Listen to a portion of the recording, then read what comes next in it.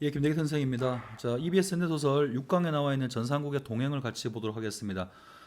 지금까지 6강까지 오는 동안에 봤던 여러 가지 EBS에 있는 소설 중에서는 올해 출제 가능성만 염두에 두고 본다면 가능성이 제 생각으로는 이것들 중에서는 1강부터 6강까지 오는 동안에서는 제일 높아 보이는 글 중에 하나가 아닌가 싶습니다. 자, 우선 해제부터 먼저 보시고 본문 내용을 설명할게요. 자, 이 작품은 전쟁이 남긴 갈등과 상처를 이해하고 용서하는 과정을 그려낸 소설이다. 자, 가장 흔하게 나오는 글 중에 하나죠. 전쟁이 끝나고 나서 6.25를 말하는 겁니다. 6.25가 끝나고 나서 한참이 지났지만 여전히 사람들의 마음 속에는 그런 상처를 가지고 살아가는 사람들이 있다라는 걸 보여주는 글이고, 작년이었나요? 작년 EBS에서는 순위 삼촌이라고 하는 글이 나왔었어요. 매년 EBS에 실리는 글이고, 모의고사에도 흔하게 출제되는 테마 중에 하나니까 제대로 좀 잘 알아둘 필요가 있을 겁니다.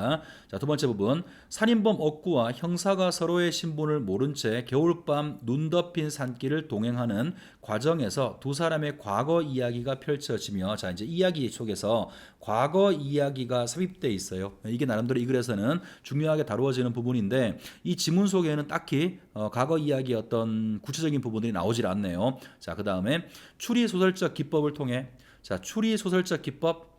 지금 해제의 첫 번째 부분에 보시면 그 살인범 억구라고 되어 있죠. 억구는 제일 마지막 부분에서 자기가 득치리를 죽였다라고 밝히지만 형사라고 나와 있는 사람은 마지막 순간까지, 물론 독자들은 추측을 할 수 있죠. 할 수 있지만 글 속에 직접적으로 자신이 형사라고 밝히지 않습니다. 그래서 마지막 부분까지 어떤 이 사람들이 어떤 사람들인가 판단하면서 읽고, 그 다음에 또 왜 죽였을까 기타 등등 그런 것들을 보는 과정들이 나오기 때문에 추리소설적 기법을 쓰고 있다라는 말을 쓰는 거고요. 자, 다시 읽어볼게요. 추리소설적 기법을 통해서 서사 전개 과정에서 긴장감을 주고 있으며, 자, 이제 이게 나름대로 중요하게 다뤄질 것 같은데, 이 글에서 긴장감을 준 요소가 어떤 것이냐, 잠시 뒤에 다시 한번 설명할게요. 긴장감을 주고 있으며 대립적 인물의 설정, 자, 나오네. 대립적 인물의 설정을 통해 전쟁으로 인해서 상처를 입고 고통과 갈등을 겪는 인물의 모습과 이를 이해하고 용서하는 인물의 모습을 효과적으로 묘사하고 있다. 자, 상처를 입고 갈등하는 인물, 얘가 이제 억구예요. 최억구라고 나오는 살인범이고요. 그 다음에 이를 이해하고 용서하는 인물로 등장하는 사람이 이름이 나오진 않습니다만 형사예요. 자, 그러면 하나 좀 잠깐 얘기하고 갑시다. 자, 이 글은 우연히 만난 두 사람, 글쎄요, 우연인지 아니면은 형사가 얘를 잡기 위해 이 동네에 왔는지는 사실은 글 속에는 어디에도 명확히 밝혀지지 않습니다. 어쨌든 우연히 만난 두 사람이 눈길을 걸어가게 됩니다. 눈길을 걸어가게 되면서 어느 마을로 도착하게 되는 과정까지의 이야기거든요. 그러니까 눈 덮인 길을 걸어가면서 이야기가 전개되는데, 어떤 장소를 이동해 가면서, 공간을 이동해 가면서 쓰여지는 이런 식의 글들을 여로형 소설이라고 불러요. 자, 이 글은 단순하게 여로형이기 때문에 중요한 게 아니라 어느 고개를 넘어가거든요. 자, 고개를 넘어갔다가 고개 이렇게 내려오는 구조를 취하고 있단 말이에요. 자, 고개를 올라가는 상황에서 두 사람의 어떤 갈등이, 내면적 갈등이든 아니면 외적 갈등이든 갈등이 증폭됩니다. 반면에 여기 이렇게 내려오는 상황, 고개를 내려오는 상황에는 이 사람들의 갈등이 하강 국면을 맺게 되고요. 뭔가 이 갈등들이 해소되는 구조를 취하고 있어요. 그래서 단순한 여러 구조는 아니고, 작가가 만든 장치를 보면 고개를 올라갈 때는 갈등의 증폭, 내려갈 때는 갈등이 해소되고 갈등이 조금 다운되는 그런 느낌으로 만들어서 글 전체의 서사 전개를 안정감 있게 전개하고 있어요. 그 다음 또 하나가 이 글 속에 등장하는 인물이 문제인데요. 자, 인물이 한 놈은 억구라는 인물이고요. 또 한 명은 이름이 직접 나오지 않는다 그랬죠. 형사예요. 형사인데 억구는 쫓기는 자죠. 쫓기는 범죄인이고요. 이 사람은 쫓아가는 사람이란 말이에요. 근데 오히려 억구가 훨씬 더 좀 뭐랄까요, 쫓기는 놈이 더 좀 대범한 모습을 보이고요. 쫓아가는 형사가 더 소극적이고 감성적인 모습을 보입니다. 그리고 억구는 옷도 글쎄요, 겨울 그 눈길을 걸어가기에 전혀 어울리지 않는 홑 양복 차림으로 걸어가고 있고, 형사는 가죽 장갑까지 끼고 걸어가거든요. 그러니까 옷차림부터 시작해서 성격까지 모든 것들을 완전히 대비시켜 놓고 있어요. 이렇게 인물 간의 성격의 대비죠. 캐릭터. 성격이 대비되는 것도 위에서 설명한 것처럼 글 자체에 안정감을 주는 하나의 장치일 수도 있고요. 동시에 또 이런 성격의 대비가 글에 긴장감을 주는 하나의 장치일 수도 있을 겁니다. 일단 그 내용을 읽어 나가면서 볼 텐데 지문이 여기 잘린 것만 가지고 봐서는 전체 내용을 좀 이해하기가 쉽지 않을 것 같긴 해요. 근데 어쨌든 간에 선생님이 최대한 이해할 수 있게 설명을 한번 해보도록 하겠습니다. 자, 줄거리부터 보죠. 큰 키의 사내와 억구는, 자, 큰 키의 사내, 이게 형사예요. 형사는 키도 크고요. 억구는 키가 작습니다. 처음부터 인물 간의 대비가 나오죠. 키 큰 사내와 억구는, 얘기해야 되겠네요. 이거는 계속 사내라는 말을 써요. 어디에도 이 사람이 형사라고 말하지 않습니다. 읽어가는 동안, 이걸 전체를 읽어가는 동안 독자들이 추측할 수 있을 뿐이지 형사라는 말은 어디에도 나오진 않아요. 어쨌든 간에 형사로 추측되는 큰 키의 사내와 억구가 눈 덮인 산길을 가고 있다. 그래서 선생님이 아까 여로형 소설이라고 이야기를 했어요. 눈 덮인 산길을 가고 있다. 두 사람은 춘천에서 벌어진 살인 사건에 대한 이야기와 서로의 어린 시절에 대한 이야기를 나눈다. 자, 일단 이걸 전체 큰 줄기의 이야기는 살인 사건과 관련된 이야기예요. 그런데 이렇게만 얘기하면 그림 재미가 없죠, 그죠? 글 사이에 뭐가 들어가냐면 억구의 어린 시절의 이야기, 그 다음에 키 큰 사내의 어린 시절의 이야기가 하나가 나오게 되고, 자, 이거 자체가 과거의 이야기가 글 속에 등장함으로 인해서 글 자체를 어떤 입체감을 줄 수 있겠죠. 입체감을 줄 수 있고, 또 경우에 따라서 그 형사의 그 토끼와 관련된 이야기, 그 이야기는 결말 부분을 암시해 주는 그런 역할도 하게 됩니다. 자, 큰 키의 사내는 중학생 때 토끼 잡던 이야기를 하고, 억구는 6.25 전쟁 때 득수를 죽이고 득수의 동생 득칠이에게 아버지가 죽임을 당한 이야기를 하면서 고갯길을 오른다. 자, 둘 다 과거의 어떤 상처와 관련된 것들인데, 그 키 큰 사내, 요거는 설명을 좀 안 들으면 뒷부분 이야기가 어려우니까 설명을 좀 하고 지나갈게요.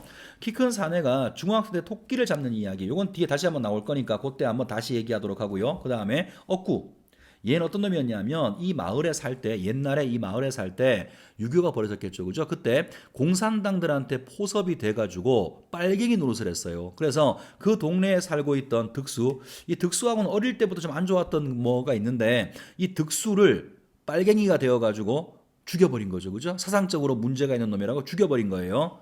자, 여기까지는 6.25 때 이야기예요. 근데 전쟁이 끝났어. 끝나고 나니까 이제 빨갱이들은 다 북한으로 돌아가고, 억구는 여전히 그 마을에 자기 아버지랑 둘이 살고 있었어요. 그날 밤에 눈이 많이 왔어. 아버지랑 둘이 한 방에서 자고 있는데 그날 아버지가 밖에 눈이 많이 온다. 올해는 풍년이 되겠다. 이런 말을 했단 말이야. 근데 밖에 누가 오는 소리가 들려. 그래서 억구는 산으로 도망을 갑니다. 도망을 가는데 남아있는 아버지를, 자기 형을 죽인 원수를 찾으러 왔다가 누가 없어요. 그 억구가 없잖아, 그지? 도망가고 없으니까 누구를 죽이냐 하면 득수의 동생 득칠이가 억구의 아버지를 죽였습니다. 그게 과거의 이야기예요. 그리고 현재로 돌아와서 이게 벌써 아주 오래전 이야기인데, 어제 춘천에서 억구가 득칠이를 만난 거죠. 자기 아버지를 죽인 득칠이, 그리고 그 득칠이를 억구가 죽인 상태에서 살인을 저질렀단 말이야. 그리고 어떤 이유인지 모르지만 아직까지는 자기 고향으로 다시 돌아오는 과정에서 키 큰 사내를 만나게 된 겁니다. 자, 줄거리를 다 이야기해주면 끝이 없을 것 같으니까 일단 선생은 이렇게만 얘기를 하고요. 일단 본문 내용 봐가면서 필요한 부분들 보충 설명하겠습니다. 자, 그의 말대로 그들은 이미 그 험한 구들치 고개 눈길을 다 넘어 큰 길에 다다르고 있었던 것이다. 자, 구둠치 고개를, 눈길을 전부 다 넘었다 그랬죠, 그죠? 그러니까 서두에 말씀드렸어요. 이렇게 올라오는 과정에서 아까 지금 그 앞부분 줄거리에서 봤었던 과거의 마음속에 있던 상처들이 이야기가 되고 내적 갈등이 거의 최고조에 오르다가 지금은 이렇게 내려와서 큰 길에 닿고 있죠. 각각의 마음속에 있던 갈등들이 해소되는 과정들을 고개의 올라감과 내려감을 통해서 표현을 하고 있습니다. 자, 큰 길에 이르고서부터 그들은 서로 나란히 서서 걸었다. 두 사내의 발이 터벅터벅 발목까지 빠지는 눈길에서 점을 찍어 나가고 있었다. 자, 두 사람이 나란히 걷죠. 여기 앞 얘기가 안 나와서 그런데 여기 앞에 이야기에서는 항상 억구가 앞에 걷고요. 그 다음에 키 큰 사내가 뒤에서 걸어요. 그럼 뭘 보여주는 거냐면 쫓는 자와 쫓기는 자의 관계인 거죠. 자, 산을 계속 지금 그 언덕을 올라가는 동안에는 키 큰 사내는 형사는 계속 살인을 저지른 억구를 뒤쫓는 관계, 둘이 뭔가 대립적인 관계로만 그려진단 말이야. 근데 그 과정에서 서로의 과거 이야기를 듣게 되겠죠. 그러면서 눈길을 내려오면서 어떻게 걸어요? 나란히 서서 걷죠. 이 말은 쫓고 쫓기는 자가 아니라 과거의 상처 속에 있는 서로 이해하는 관계로 변화했다라고 하는 것을 두 사람의 위치를 통해서 상징적으로 보여주는 것 같아요. 자, 두 사람의 발이 터벅터벅 발목까지 빠지는 눈길 위에 점을 찍어 나가고 있었다. 먼저보다 바람기가 쓰러지면서 눈발은 이제 조용히 흩날림으로 변하고 있었다. 자, 눈발. 이 눈발도 하나의 장치일 수 있겠죠. 이 글에 계속 눈길이 나오게 되는데 뭐 눈이 가지는 상징성은 장면에 따라서 굉장히 다양하게 말할 수 있을 텐데요. 이 눈발이 지금 조용해지고 있다 그랬죠. 그렇다면 이 눈발도 인물들의 내적 갈등, 내면 갈등이 서로 비슷한 어떤 어린 시절의 상처를 가진 사람들끼리 이야기를 나누는 과정에서 이런 내적 갈등이 서서히 해소되고 있고 이 깨끗한 눈길에서 마음속의 상처가 정화되고 있다는 것을 암시적으로 보여주는 부분 같아요. 자, 조용히 흩날림으로 변하고 있었다. 자, 다음 부분 볼게요. 옆산 소나무 위에 얹혔던 눈 무더기가 싸르르 쏟아져 내렸다. 마치 자기 무게를 그렇게 나약한 소나무가 위에서 더 이상 지탱할 수 없다는 듯이. 자, 또 이것도 상징성을 굳이 부여해 볼까요? 눈 무더기가 소나무 위에 있다가 쏟아져 내리고 있죠. 그렇다면 이 눈 무더기 무게를 가지고 있던 놈, 그러니까 내적인 어떤 상처겠죠. 지금까지 내가 아무한테도 말하지 못하고 마음속에 간직하고 살았던 내적인 상처 혹은 어떤 고통들, 이런 것들을 대화를 통해서 이제 더 이상 마음속에 담아두지 않고 겉으로 표출함으로 인해서 해소되었다 그랬죠. 그죠? 그런 걸 상징하는 게 또 그 쌓였던 눈덩이가 떨어지는 것으로 상징적으로 보여주는 것 같습니다. 그때 좀 먼 곳에서 뚝 우지끈 소나무 부러지는 소리가 들려왔다. 자, 그러자 이때 억구가 느닷없이 키 큰 사내의 앞을 막아서면서 선생, 난 득수 동생 놈을 그 김득칠이를 어제 죽였단 말이오. 이렇게 온통 눈이 내리는데 그까짓 걸 숨겨서 뭘 하겠소. 선생은 아주 추악한 사람을 몇씩이나 죽인 무서운 놈과 함께 서 있는 거요. 자, 날 어떻게 하겠소? 자, 날 어떻게 하겠소? 글쎄요. 이게 나를 지금 쫓아온 사람이 형사라는 걸 알고 한 말인지 아닌지는 이걸 어디에도 직접 나오진 않습니다. 어쨌든 간에 지금 중요한 것은 이 사람이 자신의 과거를 직접 밝히고 있죠. 내가 그 득칠이를 죽인 놈이다. 자신의 정체를 밝히고 있어요.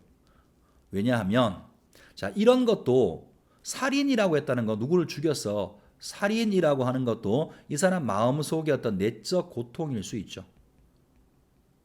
내적 고통을 가지고 있다가 이제 누군가를 숨기고 아닌 척하고 있다가 이제 눈길을 걸어오고 서로 이해되는 사람과 대화를 나누는 과정에서 이런 내적 고통들이 해소되고 이제 뭔가 정화되는 과정을 자신의 정체를 밝히는 것으로 표현하고 있는 것 같아요. 자, 그러면서 한 걸음 큰 산에 미안합니다. 오늘 발음이 꼬이네. 큰 키의 산에 앞으로 다가섰다. 큰 키의 산에는 후딱 몇 걸음 물러서며 오버 주머니에 오른손을 잽싸게 넣었다. 자, 계속 이 말이 나오거든요.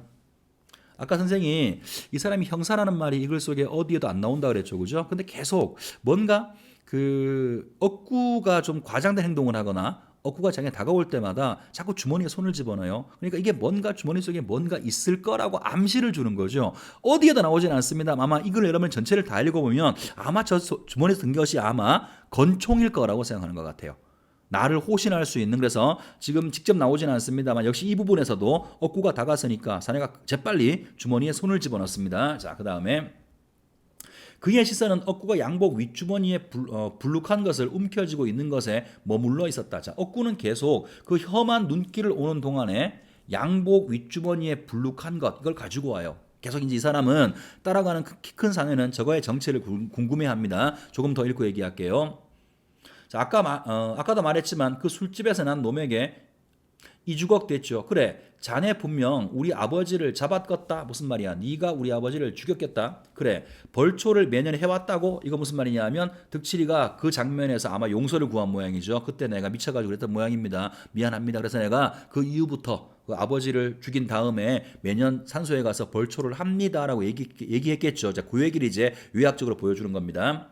그래, 벌초를 매년 해왔겠다. 아, 고마워. 하고 말입니다. 한데 그 득칠이를 난 그날 밤 죽이고 만 것입니다. 글쎄 나도 그걸 모르겠습니다. 왜 내가 그 득칠이를 죽였는지 땡땡땡 그러니까 왜 죽였는지 모른다 그랬죠. 그죠? 그러니까 무슨 말이냐면 6.25는 끝났어요. 끝났죠. 그죠? 끝났는데 우리가 인식하든 인식하지 못하든 상관없이 우리 민족 속에는 전쟁의 상처가 아직까지도 치유되지 못하고 그 상처 속에 살아가고 있는 사람들이 있다라는 걸 보여주는 장치 같아요.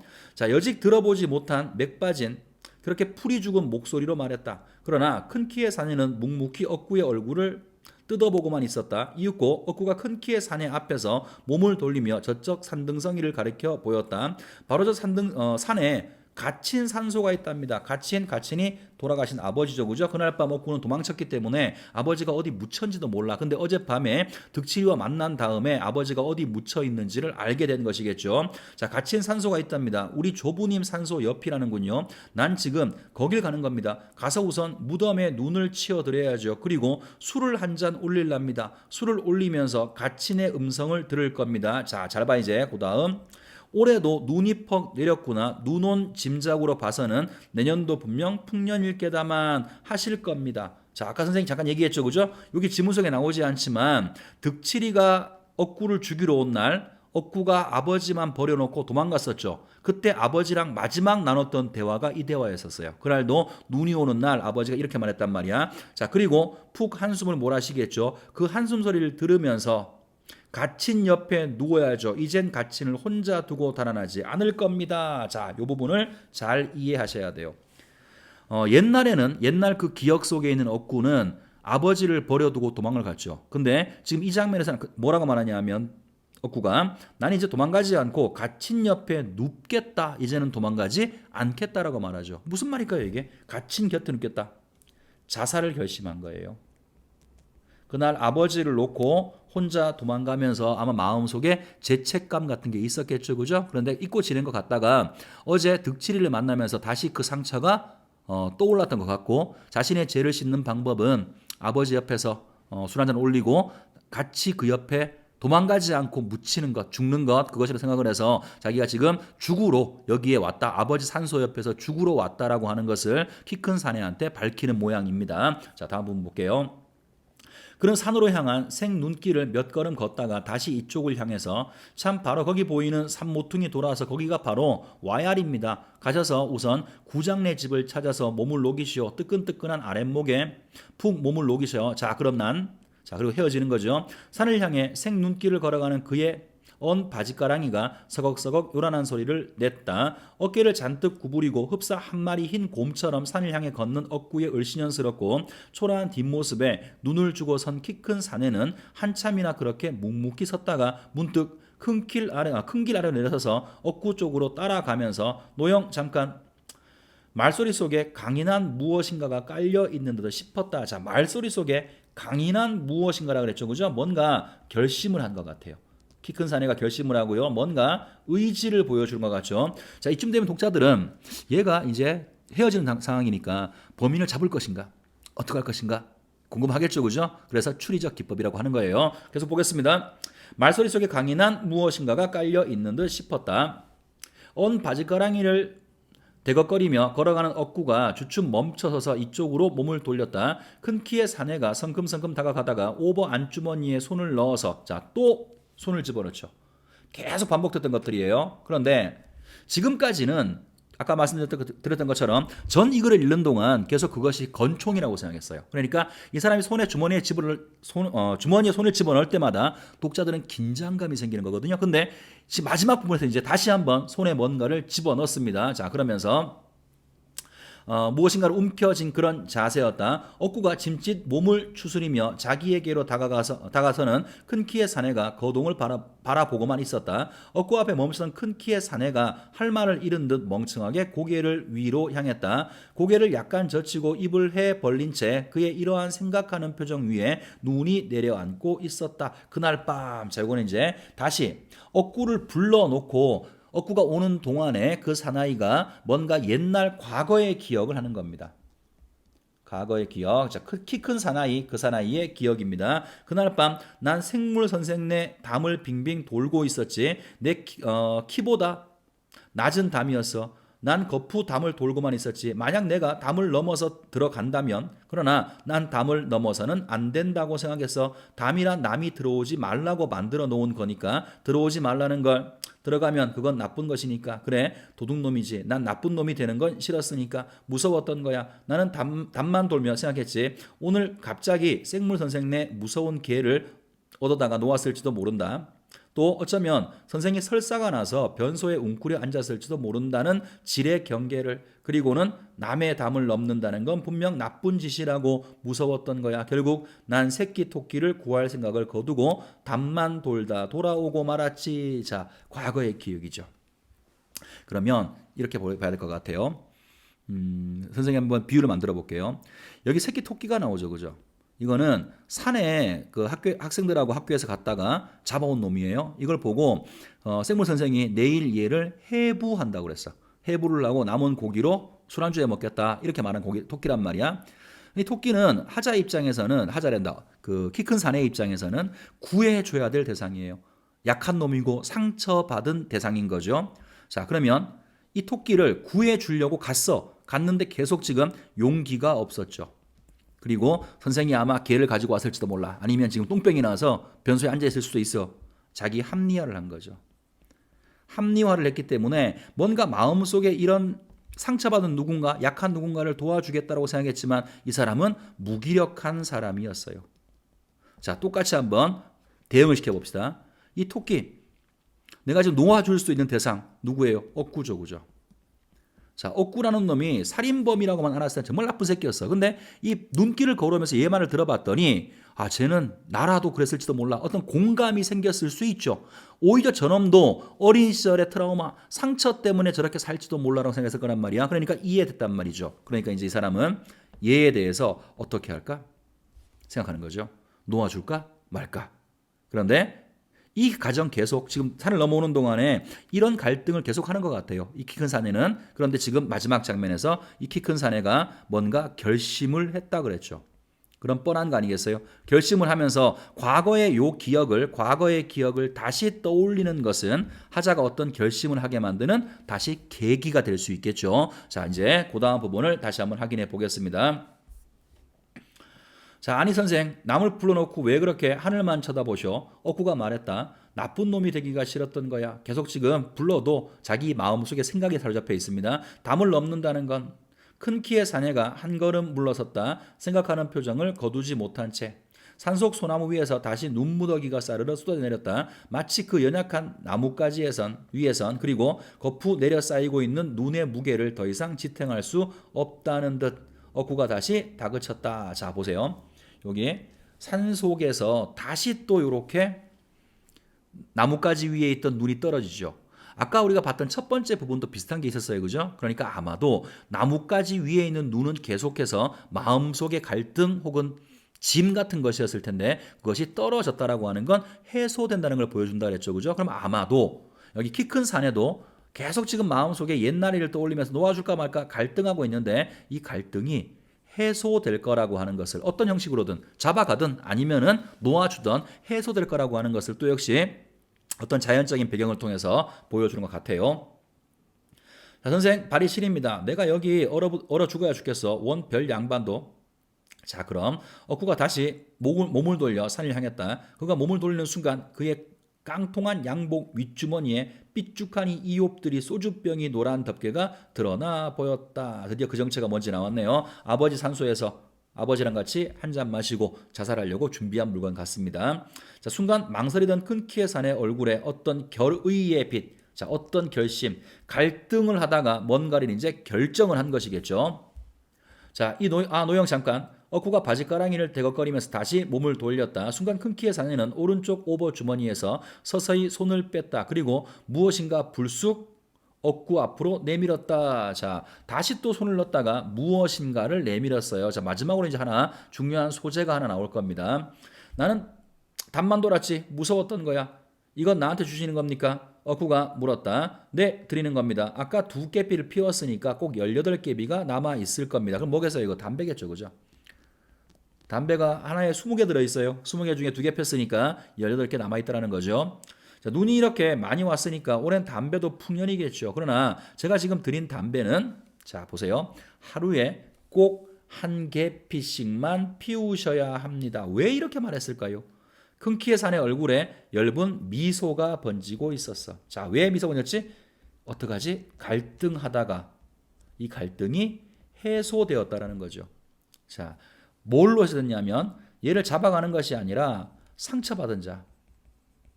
아까 토끼로 상징되는 상처받은 자에 대한 이해와 연민이죠. 놓아주기로 결심을 한 거예요. 그리고 하루에 1개피씩만 피라고 한 건 적어도 18일 동안 살아있으라는 말이잖아요. 그죠? 그러니까 이 사람이 어떤 암시하는 건 뭐냐면 죽지 말라라는 거예요. 누구든 상처를 받고 살아가는 것이니까 죽지 말고 살아 있어라. 이거를 하루에 1개피씩만 피우라는 말로 암시적으로 표현하는 겁니다. 자, 다음 부분. 그리고 그는 담배 한 갑을 받아 든 채 멍청이 서 있는 억구에게 몸을 돌려 마치 눈에 홀린 사람처럼 미청 큰 길을 향해서 걸어가고 있었다. 기침을 몇 번 크크 하면서 걸어가는 그의 등 뒤로 마치 울음 같은 억구의 외침이 따랐다. 하루에 꼭 1개피씩 피우라고요. 꼭 1개피씩 피우라고요. 그러면서 그는 느닷없이 웃음을 터뜨리는 것이었다. 히히. 눈 덮인 산속 아직도 눈 조용히 비껴내리고 있는 밤이었다. 자, 그러니까 보세요. 이 사람이 웃음을 웃죠, 그죠? 마지막에 이렇게 웃음을 터뜨리는 것은 아마도 지금까지 살아오면서 누구도 자신을 이해해주지 않았고 누구도 자신의 아픔을 얘기한 적이 없어, 그제? 그런데 오늘 이 밤에 이 담배를 주고받는 것, 이 상황을 통해서 서로에 대한 어떤 이해 아니면 공감에 이르렀다라고 볼 수 있겠죠. 그래서 마음속에 과거의 상처를 가지고 있는 두 인물이 밤에 산길을 걸어가면서 서로를 이해하게 되는 그런 이야기가 글 전체의 내용처럼 보입니다. 자, 그리고 마지막은 뭐 그냥 배경으로만 끝나서 여운을 주는 결말을 보여주고 있네요. 자, 그러면 문제풀이로 갑니다. 자, 설명 한참 했네요. 그죠? 자, 빨리빨리 풀어볼게요. 1번, 윗글을 통해 해결할 수 있는 의문 무슨 말이에요? 윗글 속에 안 나온 걸 골라보라는 거죠. 1번, 억구가 가려고 하는 목적지 아버지 산소고요. 억구가 득수의 동생을 죽인 원인 아빠를 죽여서 억구는 득치를 만나서 무슨 이야기를 나누었는가? 아버지 산소가 어디 있는가? 그 얘기 들었어요. 그 다음에 4번, 억구 아버지의 묘를 매년 벌초한 사람 누군가? 득칠이죠. 억구는 큰 키의 사내의 정체를 어떻게 알게 되었는가? 정체 아무도 몰라요. 5번입니다. 자, 그 다음에 2번. 기억과 니은에 대한 설명이다. 가장 적절한 걸 골라보라고 했어요. 자, 담만 돌고 말았지. 과거의 큰 사내가 용기를 내지 못했던 이야기, 과거의 이야기 한 부분이고, 그 다음에 비척비척 큰 길을 향해 걸어갔다.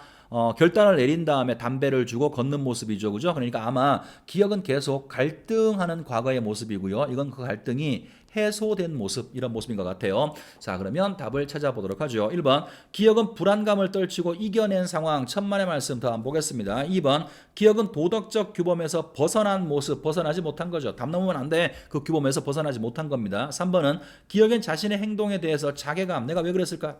왜 난 용기가 없었지? 자기가 맞죠, 그죠? 니은에서는 홀가분한 마음, 결정한 다음에 홀가분한 마음, 답은 3번입니다. 나머지 선지는 여러분이 봐주시고요. 자, 넘어가서 이제 3번으로 갑니다. 보기를 바탕으로 윗글을 감상했다. 적절치 않은 거. 자, 보기 대충 보시면 안 돼요. 차근차근 보셔야 됩니다.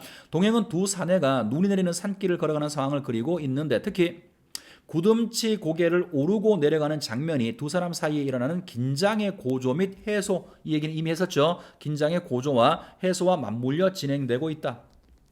이 작품의 주된 소재인 눈은 갈등을 해소하는 기능을 하고, 자, 눈의 기능 나왔어요. 갈등의 해소 기능을 하고 있으며 그 외에 여러 소재들도 인물의 심리를 드러내거나 주제의식을 드러내는 역할을 하고 있다. 가장 대표적인 게 담배 같은 것이겠죠. 자, 또한 두 남자 사이에 무엇인가를 감추는 듯한 대화나 행동을 통해 관계를 추측하게 하는 추리 소설적 기법을 사용함으로써 독자의 관심을 증폭시켜 작중 의도를 효과적으로 나타내고 있다. 자, 이제 이 글에 쓰여진 어떤 표현 방법이라든가 소재의 의미 같은 것들을 말하고 있는 것 같아요. 자, 그러면 옳지 않은 거 찾아보겠습니다. 1번. 구름치곡의 눈길을 다 넘어 큰 길에 이르러서 억구가 김득치를 어제 죽였단 말이오라고 자백하는 사항을 통해 배경과 긴장의 해소가 맞물려 진행됨을 알 수가 있다. 자, 배경 내려온 곳, 그 다음에 긴장이 해소. 자, 그 다음에 2번 더 이상 지탱할 수가 없다는 듯 눈무더기가 싸르르 쏟아져 내리는 배경을 통해서 억구가 지니고 있던 마음속 갈등이 어느 정도 털어내고 있다. 이것도 설명드렸죠, 그죠? 마음속에 짐 같은 것들이 덜어지고 있음을 보여주는 것이고요. 3번 오버 주머니에 오른손을 잽싸게 넣고 오버 안주머니에 손을 넣어서 무엇인가 움켜진 그런 자세를 보이는 모습을 통해 큰 키 사내의 정체에 대한 독자의 관심, 난 이게 권총처럼 보인다 그랬죠, 그죠? 그래서 뭔가 좀 긴장감을 주는 요소가 되고요. 4번 노영 잠깐, 아니 선생, 남을 불러놓고 왜 이렇게 하늘만 쳐다보쇼? 아 노영, 이거 자 다시 볼게요. 미안합니다. 왜 이렇게 보지? 노영 잠깐으로 이어지는 대화를 통해서, 자 이런 대화를 통해서 그동안 암시적으로 제시되었던 두 사람의 관계가 명확하지 않죠. 끝날 때까지 명확하지 않아요. 답은 일단 4번입니다. 5번 큰 키의 산의 얼굴에 어떤 결의의 빛이 스치도록 한 이옵들이 소주병 노란 덮개와 하루에 꼭 한 개씩만 피우라고 준 담배 같은 소재를 통해서 이해와 위로라는 주제의식을 담아내고 있군. 자, 여기서 글쎄 모르겠어요. 소주병 같은 경우에는 아버지에 대한 위로일 수 있겠죠, 그죠? 억구가 아버지에 대한 위로일 수 있을 것 같고, 담배 같은 경우에는 키 큰 사내가 그 억구한테 주는 위로일 수 있을 것 같겠죠, 그죠? 답은 4번으로 보시면 될 것 같아요. 이렇게 해서 설명을 좀 길게 했는데 어쨌든 서두에 말씀드린 것처럼 1강부터 6강까지 정경학습 오는 동안에 전 이 글이 제일 눈에 띄는 글입니다. 좀 신경 써서 잘 정리해 두시기 바랍니다. 수고 많았습니다.